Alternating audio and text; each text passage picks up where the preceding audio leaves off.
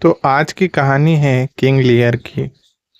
इस कहानी को लिखा है विलियम शेक्सपियर ने और ये भी उनके क्लासिक ड्रामास में से एक है जो पूरी दुनिया में फेमस है। इंग्लिश लिटरेचर की दुनिया में किंग लियर कहानी का अपना एक महत्व है। कहानी शुरू होती है इंग्लिस्तान से, यानी कि इंग्लैंड से। इंग्लैंड में एक राजा राज करता था, उसका नाम था लियर। उस राजा की 3 लड़कियां थी। बड़ी का नाम था गोनरिल, मझली का नाम रीगन और छोटी का नाम कॉर्डेलिया।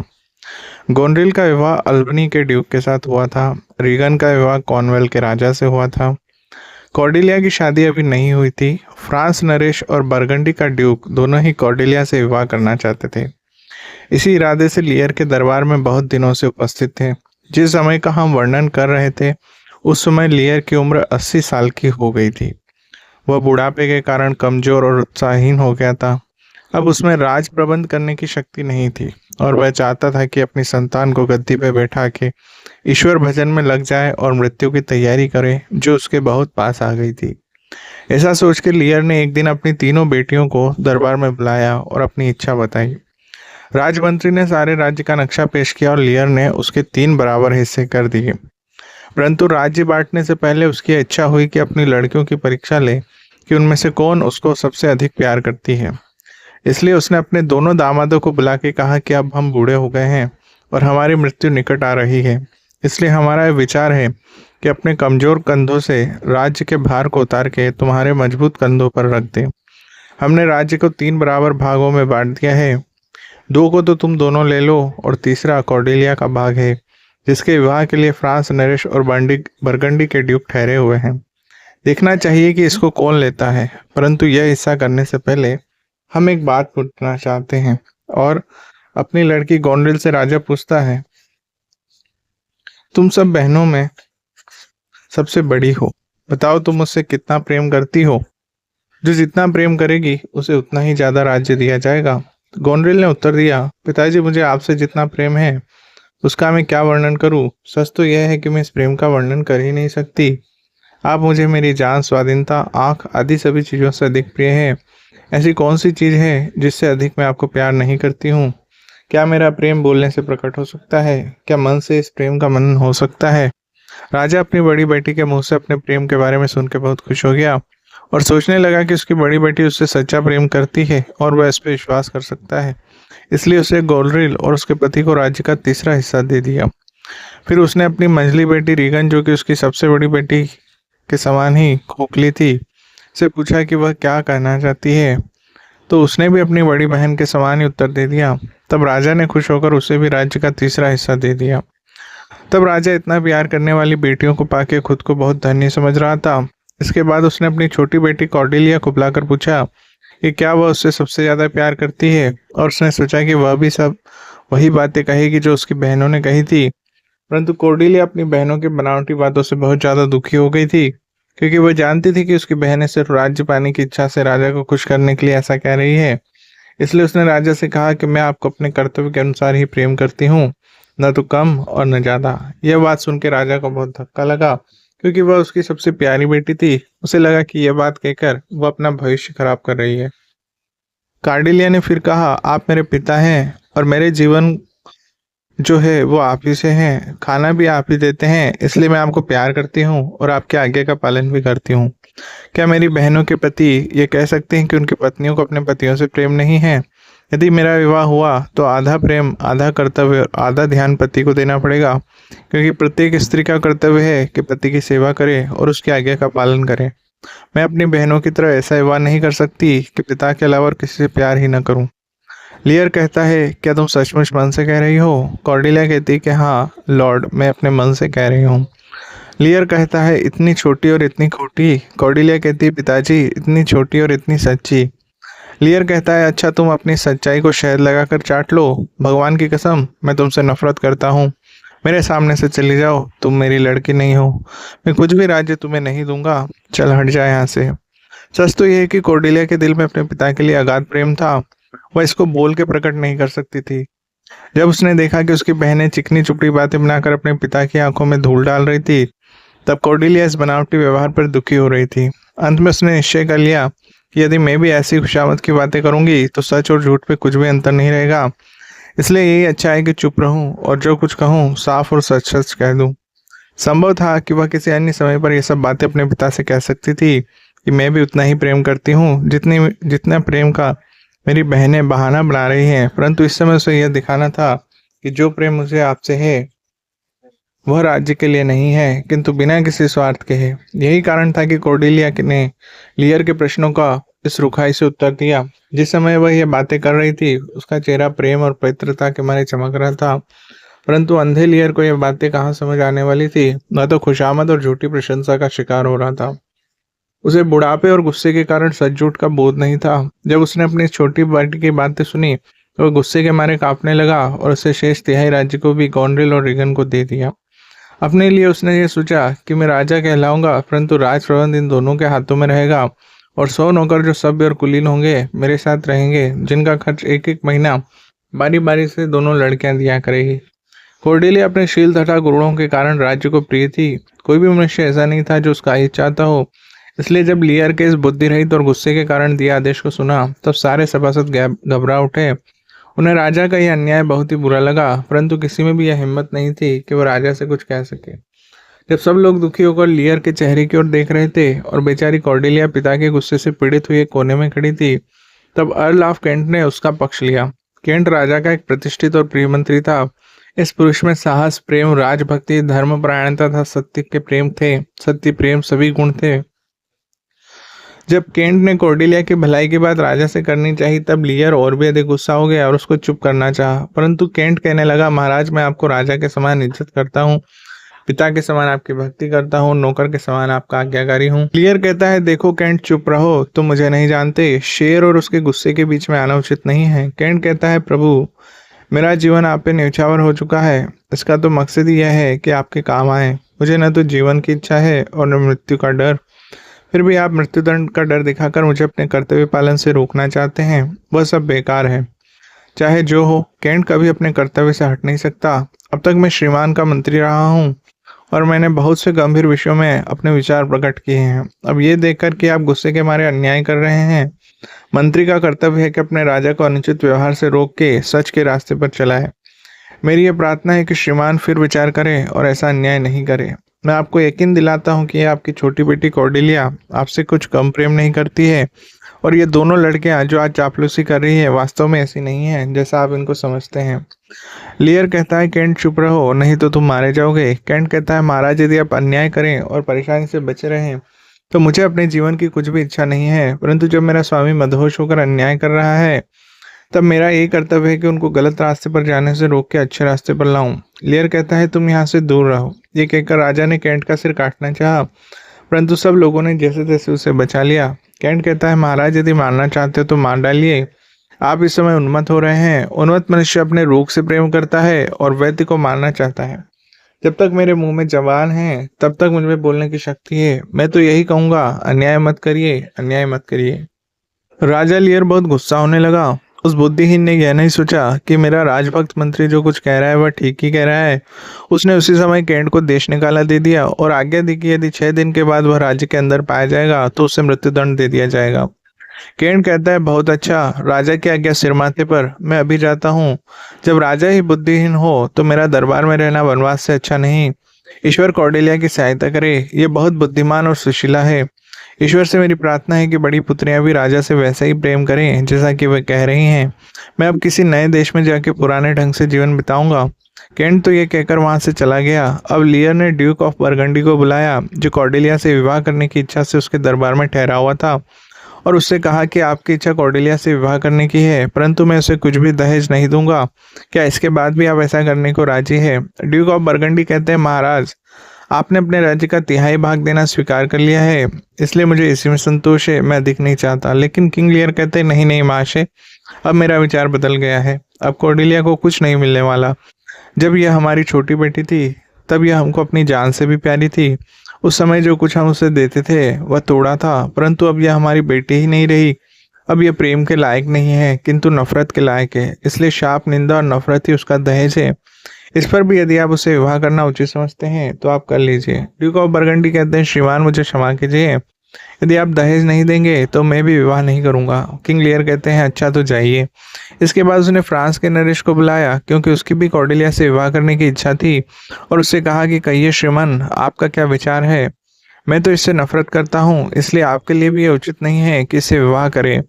अब यह आपके विवाह के योग्य नहीं रही और मैं इसे कुछ भी दहेज नहीं दूंगा। फ्रांस के नरेश कहते हैं राजन, बहुत ही आश्चर्य की बात है कि जिस कॉर्डेलिया को आप सब पुत्रियों से अधिक चाहते हैं, जो आपको जान से भी अधिक प्यारी थी, जिसकी प्रशंसा तथा गुणगान से आप हमेशा खुश रहते थे, एक ही घड़ी में वो सारा प्रेम, सारी प्रशंसा और सारी करुणा नफरत, निंदा और गुस्से में बदल गई। लगता है कि इस लड़की ने कोई महापाप किया है जिसके कारण आप इससे इतनी नफरत करने लगे। कॉर्डेलिया कहती है अपने पिता से, महाराज, न तो मैंने कोई महापाप किया है, न ही मुझसे कोई घोर अपराध हुआ है। मेरा सबसे बड़ा अपराध यही है कि मुझे चिकनी चुपड़ी बातें बनाने नहीं आती। जो मैं कहती हूँ सच कहती हूँ और वैसा ही करती हूँ। मैं आत्मविरोधी होकर बनावटी बातें नहीं कह सकती। जो जुबान मेरे मन में है वही मेरी बात है। ईश्वर को लाख लाख धन्यवाद है कि उसने मुझे खुशामद करना नहीं सिखाया। किंग लियर कहते कि हाय दुष्टा, तुमने बेकार में जन्म लिया, इससे तो पैदा होते ही तुम्हारा मर जाना अच्छा था। फ्रांस के नरेश इस पर दूसरे सभासदों से कॉर्डेलिया का अपराध पता किया तो वो मन में कहने लगा कि ओहो, यह तो कुछ भी अपराध नहीं है, इससे तो कॉर्डेलिया का सच्चा प्रेम ही प्रकट होता है। लगता है बुढ़ापे के कारण किंग लियर का गुस्सा बढ़ गया है और इसलिए उसे सच झूठ में अंतर का पता नहीं चल रहा है। फिर उसने ड्यूक ऑफ बर्गंडी से कहा कि जो कि अभी दरबार में बैठा ही हुआ था। यहाँ पे फ्रांस के नरेश ड्यूक ऑफ बर्गंडी से कहते हैं, ड्यूक ऑफ बर्गंडी, क्या आप कॉर्डेलिया से विवाह नहीं करेंगे? दहेज नहीं मिलना तो नहीं सही, इसका सच्चा प्रेम ही दहेज से के कम है। ड्यूक ऑफ बर्गंडी लियर से कहते हैं, महाराज, अगर आप कुछ दहेज देंगे तो मैं इससे विवाह करने को जरूर तैयार हो जाऊंगा। लियर कहते हैं नहीं नहीं, कभी नहीं, मैं इसे कुछ नहीं दूंगा। ड्यूक ऑफ बर्गंडी कहते हैं महाराज कुछ तो दीजिए। लियर कहते हैं नहीं नहीं, कुछ नहीं। ड्यूक ऑफ बर्गंडी कहते कुछ भी नहीं। लियर कहते मैं कह चुका हूँ कुछ नहीं, मेरा वचन अटल है, मेरी आज्ञा कभी बदलती नहीं है। ड्यूक ऑफ बर्गंडी कहते हैं फिर मैं कॉर्डेलिया से विवाह नहीं कर सकता। जिस प्रकार वह पिता के प्रेम से वंचित रही है, इसी प्रकार पति के प्रेम से भी वंचित रहेगी। कॉर्डेलिया ड्यूक ऑफ बर्गंडी से कहती है तुम चुप रहो, मैं ऐसे पुरुष से कभी विवाह नहीं कर सकती जो केवल राज्य तथा दहेज के कारण मुझसे विवाह करना चाहता है। ऐसा विवाह वस्तुतः पुरुष और धन का विवाह है, न कि पुरुष और स्त्री का। फ्रांस नरेश को कॉर्डेलिया की ये बातें बहुत अच्छी लगी और इस गुणवती स्त्री के लिए उनका प्रेम बहुत अधिक हो गया। वह कहने लगा, देवी कॉर्डेलिया, तुम धन्य हो, सचमुच तुम प्रेम करने के योग्य हो। हालांकि तुम्हारे इष्ट मित्र तुमसे नफरत करते हैं, परंतु मैं तुमको बेहद प्यार करूंगा। तुम्हारा शुद्ध और साफ दिल ही मेरे लिए बहुत बड़ा दहेज है। इससे अधिक की मुझे इच्छा नहीं है। सुंदरी, आज से तुम मेरी और मेरे फ्रांस की महारानी हुई। लियर से कहते हैं, महाराज अब मुझको आज्ञा दीजिए। कॉर्डेलिया से कहते हैं, रानी, अपने पिता तथा बहनों से मिल लो और उसके बाद हमारे साथ चलो। कॉर्डेलिया रोकर अपनी बहनों से विदा हुई और उसने उनसे प्रार्थना की कि कृपा करके अपने पिता को बहुत प्रेम से रखना, जैसा कि आप कह रहे हैं। गोनरिल और रीगन ने बुरा मुंह बनाकर उत्तर दिया, जाओ जाओ, हमें मत समझाओ, अपने पति की सेवा करो, जिसने तुम्हें भीख के समान बड़े भाग्य से प्राप्त किया है। अब कॉर्डेलिया फ्रांस नरेश के साथ लियर के दरबार से चल दी, परंतु अपने पिता के कारण उसके दिल को बहुत दुख हुआ था। वह जानती थी कि उसके पिता बूढ़े हो गए हैं और उनके लिए जरूरी है कि कोई प्रेमी जन बहुत दया और नम्रता से उनको संभाल कर रखे। उसके दुख का कारण यह था कि वह अच्छी तरह से यह बात जानती थी कि उसकी बहनें स्वार्थ और लोभ में पड़ी हुई है। उनका सारा प्रेम राज्य के लिए है। राज्य मिलने पर वह उनकी कुछ भी सहायता नहीं करेगी। परंतु ऐसे समय में जब लियर अपने ही पैर में अपने आप कुल्हाड़ी मार रहा था, तब कॉर्डेलिया के पास उपाय ही क्या था। वह रो रही थी और भगवान से प्रार्थना कर रही थी कि हे भगवान, आप मेरे पिता पर दया करें, इन दुष्ट बेटियों के पंजों से उन्हें निकाल दें। कॉर्डेलिया को गए हुए अभी बहुत दिन भी नहीं बीते थे कि उसकी बहनों की दुष्टता दिखने लगी। नियम के अनुसार राजा लियर पहले महीने में अपनी बड़ी बेटी गैनरिल के घर में रहा, लेकिन अभी महीना समाप्त होने में कई दिन शेष थे कि उसे कहने और करने का अंतर पता चल गया। गोनरिल के हाथ सब कुछ लग चुका था। मूर्ख पिता ने उसे राजपाट, धन सभी कुछ दे डाला था। अब लियर के हाथ में फूटी कौड़ी भी नहीं थी, जिसके लेने की आशा से गोनरिल उससे प्यार करती। लियर उसी समय तक जान से प्यार और आंखों से भी अमूल्य था, जब तक वह राजा लियर था और जब तक उसे आशा थी कि वह राज्य उसे मिल जाएगा। अब लियर के पास केवल 100 नौकर रह गए थे। गोनरिल इनका होना भी सहन नहीं कर सकी और मन से कहने लगी, मेरा पिता बूढ़ा हो गया है, अब इसे अक्ल नहीं है। इसके 100 नौकर रोज मेरे घर में शोर मचाते हैं और मेरे नौकरों से लड़ते झगड़ते हैं। एक राज्य में 2 राजा नहीं रह सकते। जब राज्य मुझे मिल गया तब लियर का के काम राजपाट देकर वह भी राजा कहलाना चाहता है। मैं इसको सहन नहीं कर सकती। चाहे कुछ भी हो, मैं इन नौकरों को इस हालत में रहने नहीं दूंगी, क्योंकि ये बात राजनीति के खिलाफ है। वास्तव में लियर के 100 नौकर ऐसे नहीं थे जैसा गोनरिल कह रही थी। वे बहुत सभ्य, सुशिक्षित और शील युक्त थे। लियर ने उनको चुन चुन कर रखा था। वे कभी गोनरिल के नौकरों से वाद विवाद या लड़ाई झगड़ा नहीं करते थे, परंतु असली बात तो यह थी कि गोनरिल अपने पिता को देख नहीं सकती थी और उसे अपने घर से निकालने का बहाना ढूंढ रही थी। जब वह उनसे मिलती, नाक भौं चढ़ा लेती और कभी खुशी से बात नहीं करती, कभी बीमारी का बहाना करके पास तक नहीं आती। यह एक साधारण नियम है कि नौकर अपने स्वामी की आंखें देखा करते हैं। यदि स्वामी किसी मनुष्य से नफरत करे तो वे चौगुनी नफरत करने लगेंगे, परंतु गोनरिल ने तो खुद अपने नौकरों को सिखा दिया कि वह लियर की इज्जत नहीं करे और उसकी बात अनसुनी कर दिया करे। कुछ दिनों में ही लियर को यह बात साफ साफ पता लग गई कि वह बहुत बड़ी मुसीबत में पड़ गया है। जिसका प्रेम बनावटी है वह 2 दिन से अधिक नहीं रह सकता। चाहे आप ऐसे मनुष्य से कितना ही प्रेम कीजिए, जब उसका उद्देश्य पूरा हो जाता है तब वह आपको लाल पीली आंखें दिखाने लगता है। जब तक कूड़े में भात तब तक तेरा मेरा साथ। परंतु जिसका प्रेम सच्चा है, उसे कठोरता का व्यवहार करने पर भी वह शुभचिंतक ही रहता है। चाहे आप उसे कितना ही कष्ट क्यों न दे, वह आपको कभी नहीं छोड़ता। ये दोनों बातें हमको गोनरिल और केंट के जीवन से मिल जाती हैं। गोनरिल का हाल तो हम बता ही चुके हैं कि किस प्रकार उसका प्रेम केवल स्वार्थ के लिए था। अब केंट का हाल सुनिए। यह स्वामी भक्त, धर्मात्मा और कृतज्ञ पुरुष जानता था कि कॉर्डेलिया के चले जाने के बाद किंग लियर को बहुत कष्ट मिलेगा, क्योंकि उसकी बड़ी बहनों का प्रेम बनावटी है। इसलिए उसने किसी न किसी प्रकार महाराज के पास रहने का इरादा किया। महाराज तो उस पर गुस्सा थे ही। यदि वह अपने वास्तविक स्वरूप में उनके पास जाता तो वो कब की उसकी जान ले चुके होते, परंतु उसने भेष बदल लिया। उसने अपना असली नाम छुपाकर अपना नाम कायस रख लिया और नौकर के समान लियर के पास रहने लगा। लियर अब चापलूसी से थक चुका था, इसलिए उसने कायस की उज्जड़ता और देहातीपन देखकर उसको रख लिया। कायस को आते ही अपनी स्वामी भक्ति दिखलाने का अवसर भी मिल गया। जब गोनरिल का सेवक लियर का अनादर कर रहा था, उसने उसको एक ऐसी ठोकर मारी कि वह जमीन पर गिर पड़ा। यह देखकर लियर बहुत खुश हुआ और केंट कायस को प्यार करने लगा। लियर के पास केंट के अलावा एक और भक्त था जिसको विदूषक कहते थे। विदूषक पहले राज दरबारों में इसलिए रहते थे कि वह राजकाज से राजाओं का मन घबरा जाए, तब वे हंसी मजाक का आश्चर्य की बातें करके उनका मैन बहलाए। उसने लियर के राज समय में बहुत आनंद पाए थे, परंतु अब इस दयनीय हालत में भी उसने उनका साथ नहीं छोड़ा। जब अनादर और अपमान से उनका मन दुखी होता, तब विदूषक अपने हास्य से उनको खुश कर देता। कभी कभी वह लियर को इन्हीं हंसी के शब्दों में शिक्षा भी देता था और गोनरिल को भी उसके अनुचित व्यवहार पर 2 बातें सुना देता था। कई बार ऐसा करने पर उसे मारा भी गया, परंतु उसने एक नहीं मानी। कभी कहता कि लियर, तुमने धोखे के कारण कोयल के अंडे से हैं। कभी कहता कि लियर, यह तो गधा भी जानता है कि वह गाड़ी गधे को खींच रही थी या गधा गाड़ी को खींच रहा है। जब लियर कहता है कि क्या मैं मूर्ख हूँ, तब विदूषक कहता है, महाराज और मैं क्या कहूँ, आपकी अन्य सारी उपाधियां तो चली गई। इस प्रकार जब वह अपने मन का भाव प्रकट कर रहा था, तभी गोनरिल आ पहुंची। उसका मुंह गुस्से के मारे तमतमा रहा था और लाल आंखें हो रही थी। लियर ने कहा, क्यों गोनरिल, गुस्सा क्यों हो रही हो? विदूषक कहता है, एक वह दिन था जब इस चेहरे पे गुस्सा देखकर भी लियर को कुछ परवाह नहीं थी, परंतु अब लियर एक शून्य मात्र है। महाराज, आपसे तो मैं ही अच्छा हूँ। मैं एक मूर्ख विदूषक हूँ और कुछ भी नहीं। गोनरिल से पूछता है, गुस्सा क्यों कर रही हो? मैं अभी चुप हो जाता हूँ। गोनरिल लियर से कहती है, मैं और क्या कहूँ, इस भांड को भी देख लो। ऐसे ही तुम्हारे अन्य साथी है, रोज झगड़ा, रोज विवाद, रोज लड़ाई। मेरी तो नाक में दम हो गया है। मुझे ये बातें अच्छी नहीं लगती। आप इनको निकालिए, नहीं तो मैं कुछ और उपाय करूंगी। विदूषक कहता है, आश्चर्य ही क्या है, चिड़िया चोंच में चुग्गा लाकर खुद नहीं खाती, किंतु वो अपने बच्चों को दे देती है। वही बच्चे बड़े होकर उसका सिर काटते हैं। लियर गुस्से से कहता है, क्या तुम गोनरिल हो? क्या तुम मेरी बड़ी लड़की हो? और क्या मैं लियर हूँ?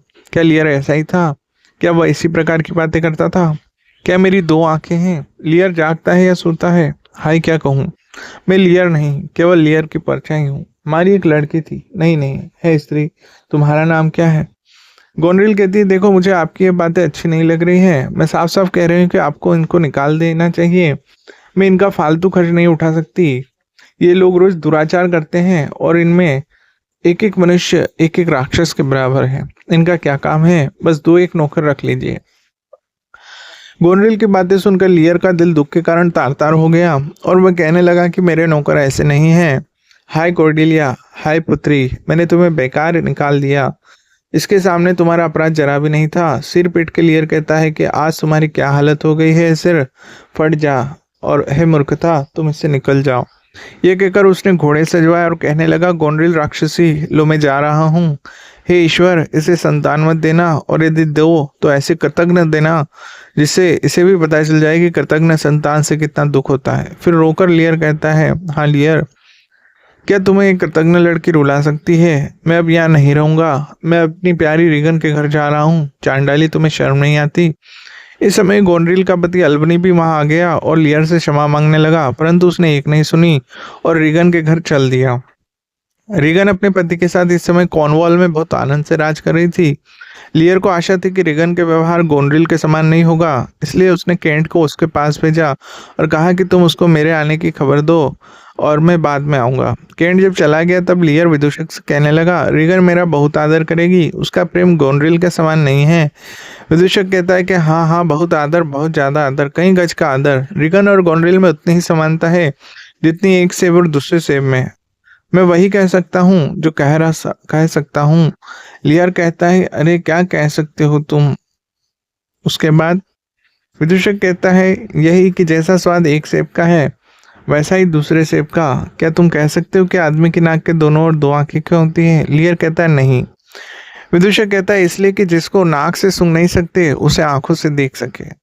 लियर कहता है, कॉर्डेलिया को याद करके, हाय मैंने उसके साथ अन्याय किया है। विदूषक कहता है, अरे क्या आप जानते हैं कि घोंगे के क्यों घर होता है?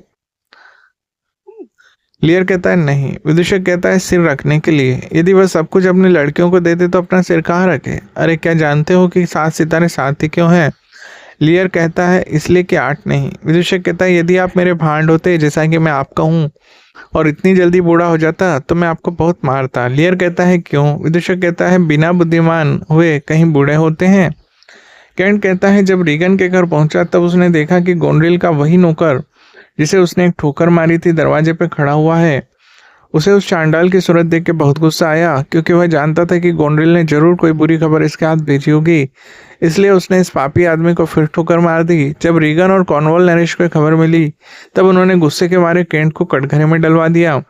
राजा जब रीगन के घर पहुंचा तब पहली अशुभ बात जो उसे दिखाई दी वह यह थी कि उसका भक्त नौकर कायस केंट कटघरे में बंद पड़ा है। लियर को इस अपमान पे बहुत गुस्सा आया और उसने रीगन को बुलवाया, परंतु अंदर से उसके दामाद और रीगन ने कहला दिया कि हम दिन भर के कामकाज से थके हैं और आ नहीं सकते। जब लियर ने बहुत शोर मचाया तब वे निकल आए, परंतु उनके साथ गोनरिल भी थी जो अपनी छोटी बहन को समझाने आई थी। गोनरिल को देखते ही राजा के शरीर में आग लग गई। जब उसने देखा कि रीगन गोनरिल के हाथ में हाथ दिए खड़ी है तो वह रह नहीं सका और कहने लगा कि हे रीगन, तुम्हें शर्म नहीं आती जो ऐसी कृतज्ञ स्त्री के साथ तुम ऐसे प्रेम का व्यवहार कर रही हो? हाँ चुड़ैल, तुम्हें मेरी सफ़ेद दाढ़ी पे तरस खाना चाहिए था। मैंने तुम्हारे साथ सब कुछ दिया, तुम्हें सब कुछ दिया, परंतु तुम पल भर में सब भूल गई। हाँ, ऊपर कह चुके हैं कि रीगन भी उन्हीं माँ पिता की बेटी थी जिनकी की गोनरिल। वह किसी प्रकार अपनी बहन से कम नहीं किंतु तिल पर अधिक ही थी। इसलिए वह कहने लगी कि पिताजी अब बूढ़े हो गए हैं, बुढ़ापे में बुद्धि खराब हो जाती है। आप गोनरिल के साथ जाइए और उससे क्षमा मांगिए। 50 सरदारों को साथ लीजिए, 50 को हटा दीजिए और अब से हमेशा उसके कहने पर ही चलिए। लियर कहने लगा कि अगर मैं अपनी ही लड़की के पैरों में गिर के उससे क्षमा मांग लूं तो ये कितनी शर्म की बात होगी। मैं कभी ऐसा नहीं करूंगा। मैं और उसके घर लौट कर जाऊं और वह भी 50 सरदारों के साथ। नहीं, इससे तो यही अच्छा है कि घर छोड़ के मैदान में ठंडी हवा का मुकाबला करूं और भेड़िए तथा उल्लुओं के साथ रहूं। उसके घर वापस नहीं जाऊंगा, चाहे मैं फ्रांस चला जाऊं और उस राजा के घर जिसने मेरी छोटी लड़की से बिना किसी दहेज के विवाह किया है भीख मांगा करूं। इसके घर लौटने से तो नौकरों की तरह जीना ही अच्छा है। आंधी बहुत जोर से आ रही थी और वर्षा खूब हो रही थी। बेचारा बूढ़ा लियर पुत्रियों की कृतज्ञता से बचने के लिए आंधी तूफान से लड़ाई लड़ने जा रहा था। मीलों तक पैदल चलने के बाद मैदान में पेड़ तो क्या झाड़ी तक नहीं थी और ये नंगे सिर उधर उधर मारा मारा फिर रहा था और कह रहा था कि इंद्रदेव इतना बरसों की धरती डूब जाए और कृतज्ञ मनुष्यों का नाम तक मिट जाए। इस मदहोश की हालत में जब लियर को विदूषक ने खुले मैदान में घूमते हुए पाया और वह उसे अपनी हंसी की बातों से खुश करने लगा, इतने में गेंड भी आ गया और बोला कि महाराज, जो जीव रात के समय घूम सकते हैं वह भी ऐसी रात को घूमना पसंद नहीं करते हैं। इस आंधी में तो बाघ आदि ने भी अपनी मान में बसेरा ले लिया है और आप यहाँ क्यों घूम रहे हैं? मनुष्य ऐसी दुर्दशा को सहन करने में आसक्त है। लियर ने जवाब दिया कि जहाँ बड़े बड़े कष्ट हो वहाँ छोटों की क्या गिनती। यदि मन शांत हो तो शरीर आराम में हो जाता है और उसे अपने दुख जानने का अवकाश मिलता है। मन में जो आंधी उठ रही है उसके सामने बाहरी आंधी कुछ भी नहीं। इस समय शारीरिक कष्ट के देखने के अवसर नहीं है। मानसिक दुख ने शारीरिक इंद्रियों को बिल्कुल शिथिल कर दिया है। फिर वह अपनी लड़कियों की कठोरता का वर्णन करते हुए कहता है कि संतान के लिए माता पिता ऐसे हैं जैसे मुंह के लिए हाथ। हाँ शोक, जो हाथ मुंह को खाना दे रहे हैं उन्हीं को वो काट कर खाता है। केंट के बहुत समझाने पर लियर एक छोटे से झोपड़े में घुस गया जो उस मैदान में बना हुआ था। उसने वहां देखा कि एक फकीर चिथड़े पहने हुए कुछ बोल रहा था। विदूषक ने पहले तो उसे भूत समझा, परंतु थोड़ी देर बाद देखने से पता चला कि वह एक फकीर है जो भीख मांगने के लिए बाबला बन गया है। लियर ने उसे देखते ही कहा कि यह कोई ऐसा मनुष्य है जिसकी लड़कियों ने सारा माल छीनकर इसे निकाल दिया है, क्योंकि कृतज्ञ और कपूत संतान के अलावा और कोई कष्ट मनुष्य की ऐसी दुर्दशा नहीं कर सकता। ऐसी उटपटांग बातें सुनकर केंट ने साफ साफ जान लिया कि लियर अब पागल हो गया है। ऐसे समय में जब और कोई मनुष्य उसकी सहायता के लिए नहीं था, केंट ने अपनी सच्ची स्वामी भक्ति का परिचय दिया और कुछ आदमियों के द्वारा पहले तो राजा को डोवर पहुंचा दिया जहां उसके कुछ मित्र और साथी रहते थे। फिर वह चुपचाप फ्रांस पहुंचा और कॉर्डिलिया को राजा की दुर्दशा के बारे में बता दिया। उसने रीगर और गोनरिल की कठोरता का ऐसा वर्णन किया कि उसने अपने पति से सेना लेकर इंग्लैंड पे चढ़ाई करने को कहा, जिससे वह अपनी बहनों से राज्य छीनकर फिर अपने पिता को गद्दी पर वापस बैठा दे।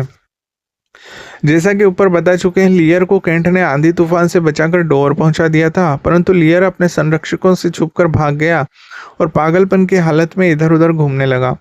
जब कॉर्डिलिया डोवर में पहुंची तब उसके नौकरों ने इस लियर को, जो एक दिन इंग्लैंड देश का महाराजा था, कांटों का मुकुट सिर पे रखे भागते हुए देखा। कॉर्डिलिया ने उसे पकड़वा कर वैद्यों के हवाले कर दिया और कहा कि अगर आप मेरे पिता को ठीक कर देंगे तो मैं आपको बहुत सारा धन दूंगी।